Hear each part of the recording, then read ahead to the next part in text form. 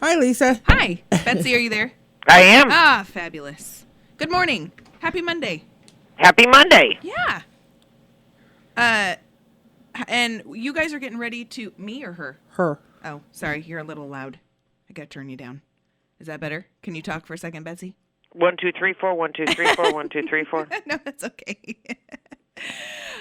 You guys, as senators and representatives and all those lovely things, you're getting ready to go into your legislative sessions soon, right? Isn't that February? That's correct. Let me set the stage a little bit just so people know what the schedule is. We actually began the legislative session in a kind of technical sense on January the 9th. That was the day that the governor was sworn in. The new members were sworn in. We go through all the pomp and circumstance of all the ceremonial opening. The governor gives the State of the State address, and there's lots of ceremony. Then on Tuesday and Wednesday of that week, we had a number of trainings, and I might just add incidentally, by that time it was snowing so hard in Portland. Oh, yeah. I find some of this conversation about we've got to make our state seismically resilient and spend hundreds of millions of dollars, and then I watched as a foot of snow brought Portland to an absolute grinding halt. Like a week. Yeah. Not even just a day. It was like a whole week. But be that as it may, we then came home, at no pay, I might add, but we came home. Committees are organizing, schedules are being laid out, Ways and Means on the Road is starting to get organized, and I'll talk about that in a second, because we're going to be traveling around the state doing some Ways and Means hearings. And so all of that's happening, and then as you just pointed out, we come back on February the 1st in earnest to begin work on a number of really difficult issues. And of the biggies, we start at an almost $2 million budget deficit. The governor put out her budget that, quote unquote, is a balanced budget. Well, it's only a balanced budget if we get 7 new sources of revenue, as of right now, not realized. And so our co-chair, and that's the governor's budget, that's the executive branch, she was required to put that budget out on December the 1st. Mm-hmm. And it lays out her priorities and how she would spend money. We are required in Oregon to produce a balanced budget, unlike our federal colleagues who can just continue to print money. Our budget has to balance. Then what happens is that the co-chairs of Ways and Means, in this case, Richard Devlin on the Senate side, a very moderate Democrat from the Tigard area, and Nancy Nathanson, a Republican from the Eugene area. And she's not a Republican, she's a Democrat, from the Eugene area, lay out what is called the co-chair's budget. And the co-chairs elected this to do an existing resource budget. That makes this a very difficult starting place, but both of the co-chairs agreed, as did I, that in order to make prudent budget choices that reflect what Oregonians value, we have to start with what's called a current law budget. And their budget that was released last Thursday recognizes that the revenues fall about $2 billion short of funding having the necessary funds to continue to pay for state services at the current level. Yikes. Much less do anything new. So this starting point is hundreds of millions of dollars less than the governor used to produce her budget proposal, which, as I just said, relied on revenue that doesn't exist today and is not part of current law. So we have this very austere budget framework, which will mean largely cuts across the board.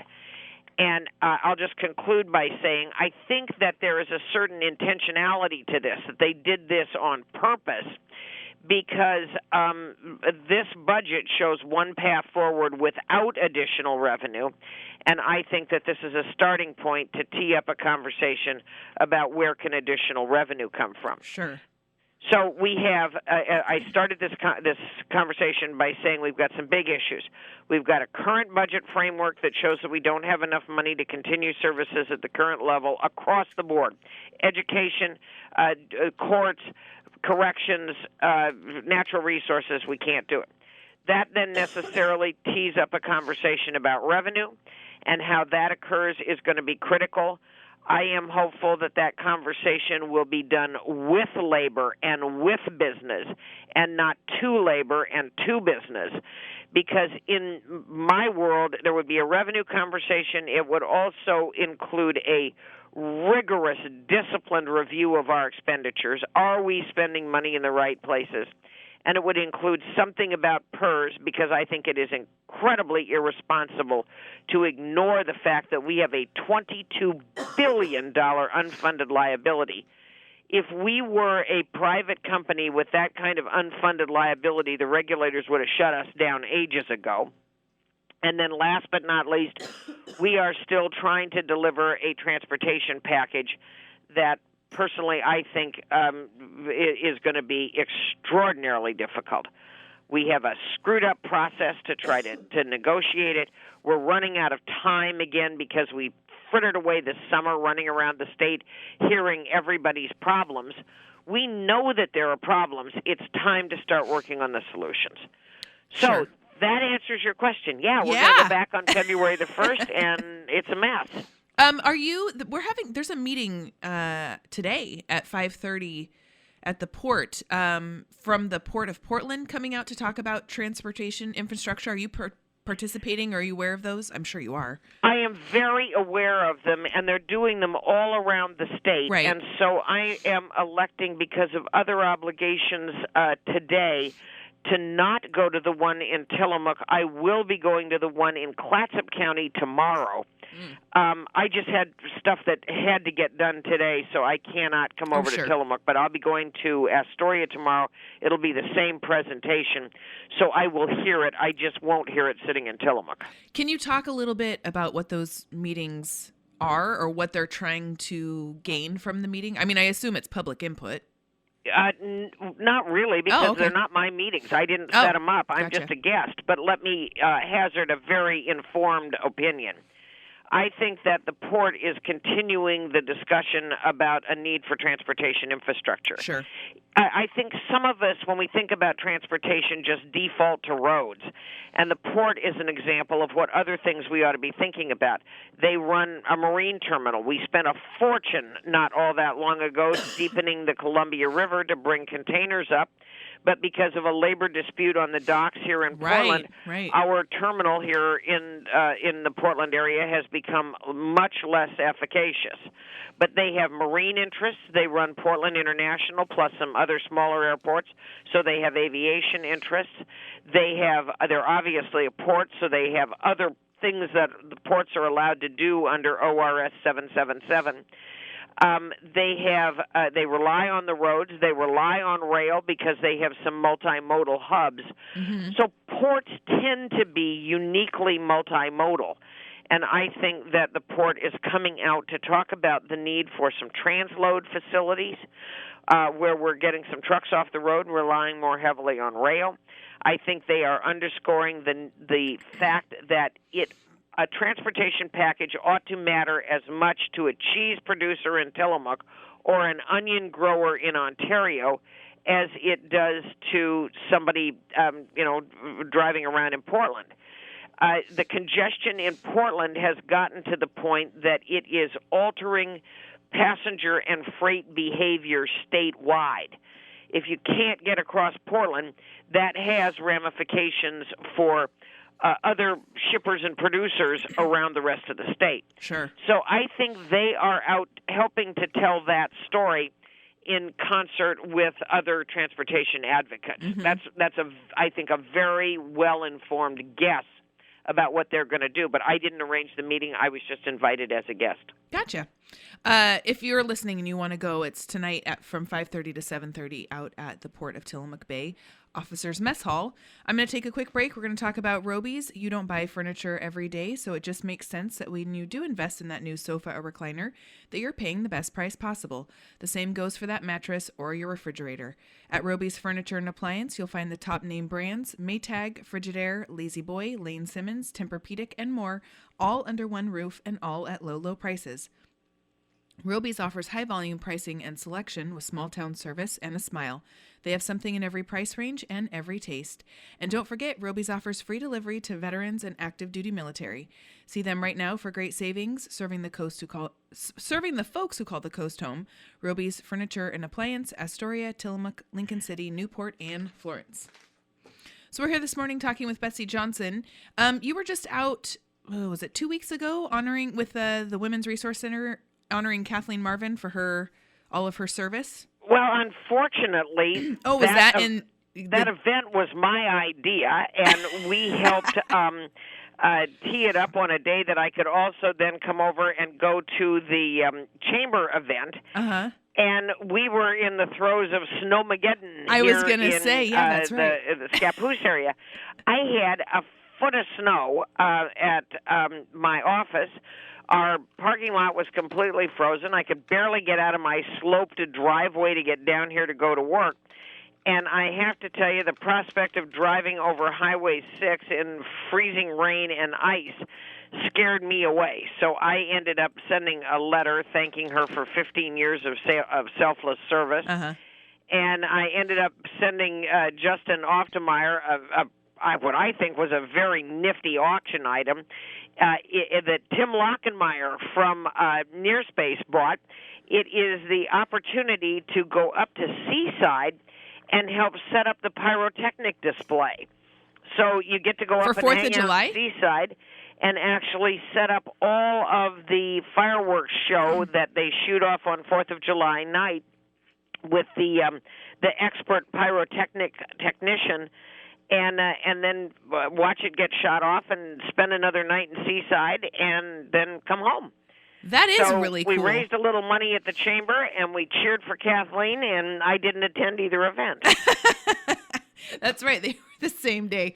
That's a really cool prize, though. That was an auction item, I assume? Yeah, it was an auction item I put together, and it involves being able to go up and stay in Seaside so that you've got a place to stay on 4th of July weekend, which is a pretty big deal to even be able to get reservations, and then go out and set up the pyrotechnics show along with the guy who does it every year. I mean, these aren't somebody with a sparkler and a bottle rocket. These are serious pyrotechnics. And so you get to go out and help set that up, and then shoot it off on the beach, and then go home and stay in your groovy hotel, and then come home the next day. That is a really cool auction item. I know Tim well and very favorably. He's a good guy, and I think he's going to have a ball. I mean, if you're an engineer, just setting up things that shoot off in sequence are cool. Totally. I know you were working on, you've mentioned it a couple times, the PERS issue where it's set to expire. Is it this year now? Is it 2017? Well, no, PERS doesn't expire. Well, and that's part of the problem. PERS is the Public Employees Retirement System. And PERS goes on as long as there are retired public employees, and it goes on at different levels. When people sign up to go to work for the state of Oregon, it is with certain contractual expectations, and one of them is a retirement system that the state helps pay into. Over the years, I mean, this was started decades ago. Sure. Over the years, for a variety of reasons, all well-meaning but not particularly well thought out, for certain classes of PERS retirees, the benefit is so generous and the expectation is so high and yet protected in contract that the state has now accumulated an unfunded liability, meaning if everybody that was eligible was paid all the money that they were owed, it's $22 billion. And what that translates into is a huge percentage of payroll for counties and municipalities and school districts and others that will simply grow and is projected to be as high as 36% of payroll within a couple of biennia. And so the courts, the legislature has tried to make some adjustments over time for the stability of the system. But participants in PERS have justifiably said, you know, we didn't help create this mess. We signed up under certain terms and circumstances. We expect our pension to be honored, and they went to court, and the court agreed. And so there are certain classes of retired PERS beneficiaries right now who are protected from any adjustments that the state makes, even in the name of cost savings. This whole discussion of PERS has caused a considerable amount of angst for those employees, state employees, that are still working but are on the cusp of retiring. And they're saying, look, we put in our 30, we did what we said we were supposed to do. How come you're going to change the rules now? And so it begs the question of a massive unfunded liability that will eventually, it's already happening right now, but will translate into cops on the beat, teachers in the classroom, school board's ability to pay, and it's a problem. And some of my colleagues have taken the position, if we just don't talk about it, it'll go away. I have taken the position, along with others, bipartisan others, that it is irresponsible not to talk about it. And even if we make some incremental adjustments going forward in partnership with folks that are about to retire, and recognizing that the courts have told us that we will hold certain classes of PERS retirees inviolate in touching their pension benefit, I think we've got to do something, which means that if there is some kind of a package that we would look at, again, to restate what I already said, something about increased revenue, but that has got to come in partnership with the expectation that taxpayers should legitimately have that the money they're giving us right now is being spent prudently and efficiently and in a thrifty, beneficial return on investment manner. So that means we got to look at the expense side of the ledger.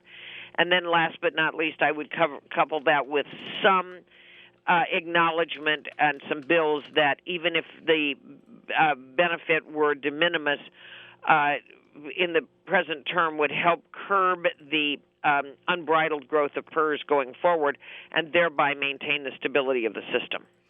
So you had kind of an unofficial, not an unofficial, but like a side committee that was working on some of those things, correct? Correct. Yeah. And so are you guys still meeting and kind of working on all that stuff? No. What has happened that I think is very beneficial is that Senator Tim Knopp from Bend and I made enough of a fuss that now a committee, a duly appointed committee, is actually going to hear testimony on PERS. Oh, great. In a formal setting. And I believe had Senator Knopp and I not rattled a few cages and really annoyed some leadership, that would not have happened. I am quite satisfied that our agitation around this issue has resulted in a sanctioned committee hearing testimony. That's awesome. So we'll see what comes of it. I think it is irresponsible to ignore it. It is the third rail of politics, but I think a mark of leadership is taking other people places you don't want to go. And Knopp and I did that, and I think it has resulted now in at least a leadership-directed legislative conversation about PERS. That's awesome. Good for you. Yay. Let's see. We're going to take a quick break, talk about Tillamook Motors. The 2017 Lincoln MKZ has arrived with outer beauty and inner strength. The exhilarating new Lincoln MKZ is efficiency in its most elegant form.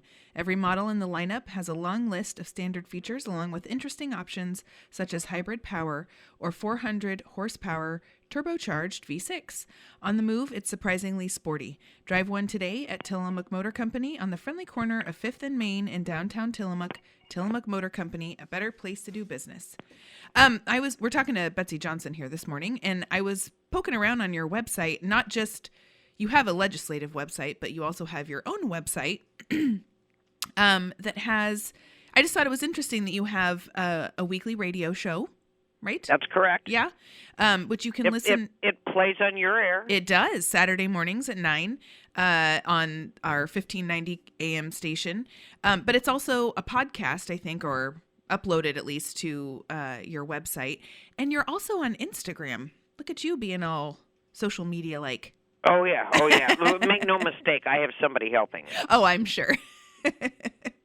At my age, old dogs don't learn a whole lot of new tricks, and this is a brave new world of social media communication. And, some people have taken it to an art form. I am not one of those. Well, I like to see that you're on there, and you're a very busy lady as well. So I can imagine that's probably not at the forefront of what you're thinking about on a daily basis is what should I be posting to Instagram?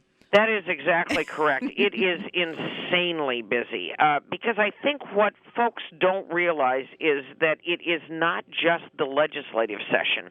We do an enormous amount of what is referred to as constituent services. And that is, in its most elemental description, we're kind of that shock absorber between Oregonians and the state bureaucracy. People call us with all kinds of problems. They have to do with the Department of Revenue and filing their taxes or getting refunds or, in some cases, being kind of abused by the bureaucrats at Revenue. They are Department of Human Services, where we're dealing with the most sensitive of human relationships, where the state has come in and maybe taken away somebody's children. These are instances where people call their elected officials because, frankly, they're at their wits' end. People don't call me at the front part of the problem. They call me at the back part of the problem. And it surprises me sometimes how complicated issues get before folks reach out for help. Over the weekend, and we work every Saturday and Sunday, but over the weekend I talked to a woman who has had problem with her furnace. She can't afford to fix it.